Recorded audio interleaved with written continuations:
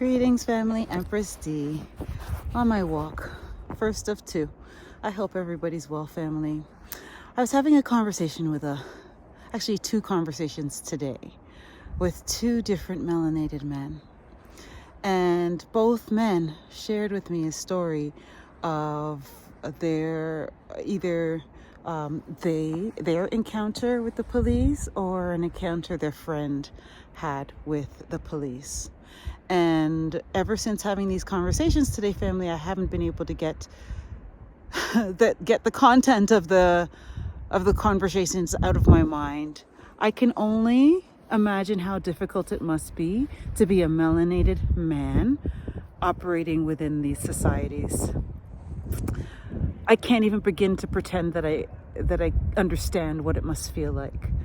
The stories that my friends shared with me were stories of injustice. One story was a 17-year-old young melanated male thrown in jail for a night after absolutely committing no crime whatsoever.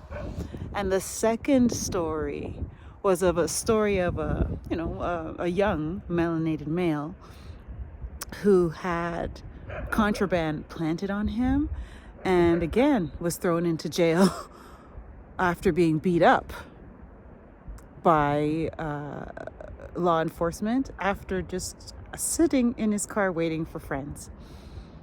This individual had absolutely no criminal history and so on and so forth. So again, a young 17-year-old male, no criminal history, roughed up and spent a night in jail.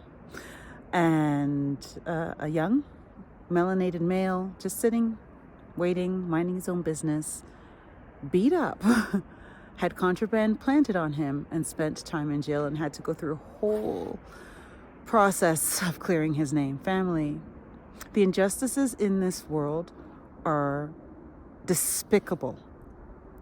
And for us to pretend that melanation doesn't change one's experience living in these social constructs is so ignorant, family. It is so ignorant, right?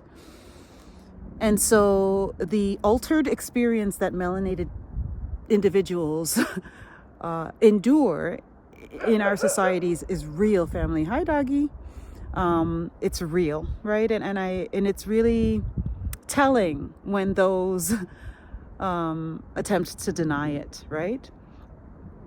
At the same time, don't get me wrong, I don't believe that it's a crutch that we as melanated people should rely on and use as an embedded excuse for not achieving one's goals. Absolutely not. Because to me, when you do that, when you say, oh, I can't do it because I'm melanated, you're actually handing over your power. We each individually have power to create our own reality. It's just more challenging for those of us that have deeper pigment, right? And when we think about it, why are our societies constructed that way? I think that in order to answer that question, it again points to uncomfortable truths that a lot of people do not want to recognize. But it is for a reason, trust me. There's always a reason for things in our societies, right? Anyway, it's cold, family. I'm going to keep on walking. I just wanted to check in and share this information and these stories with you, and again, to provide food for thought. Okay, family? Thank you for taking the time to listen to this message. I really love and I value each and every one of you. One love.